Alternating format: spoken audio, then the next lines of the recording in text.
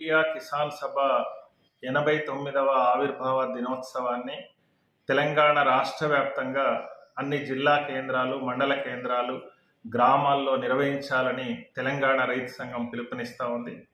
1936లో లక్నోలో ఆవిర్భవించినటువంటి all India Kisan సభ జాతీయోద్యమంలో అనేక రైతాంగ ఉద్యమాలు, పోరాటాలకు నాయకత్వం వహించింది. బ్రిటిష్ సామ్రాజ్యవాదానికి ఒకవైపు వ్యతిరేకంగా పోరాటం చేస్తూనే మరోవైపు జమీందారీ వ్యవస్థకు, జాగీర్దారీ వ్యవస్థకు వ్యతిరేకంగా పోరాటాన్ని నిర్వహించింది. అదే సందర్భంలో కౌలు రైతుల కోసం, వాళ్ళ హక్కుల కోసం నిలబడి పోరాడి అనేక చట్టాలని కూడా సాధించింది.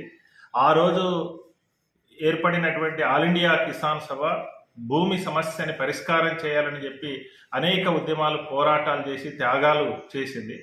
కానీ ఈరోజు భూపంపకం ఆ రోజు జరిగితే ఈరోజు మళ్ళీ భూమిని కేంద్రీకరణ చేసేటువంటి ప్రయత్నం జరుగుతుంది.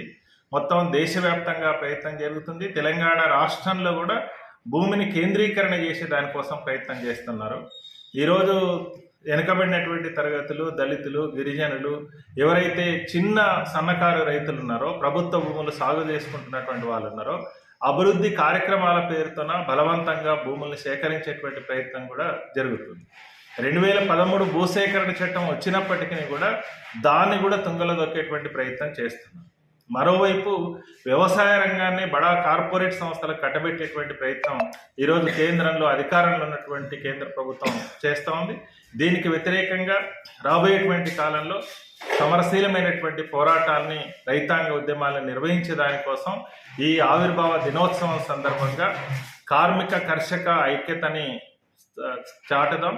అదే రకంగా రైతాంగ ఐక్య ఉద్యమాల్ని ముందుకు తీసుకెళ్దాం అనేటువంటి నినాదంతో ఈ ఆవిర్భావ దినోత్సవంలో రైతులు, వ్యవసాయ కూలీలు, చేతి వృత్తుల వారు, ప్రజలు, ప్రజాస్వామికవాదులు అందరూ కూడా భాగస్వాములు కావాలని చెప్పి కోరుతున్నాం.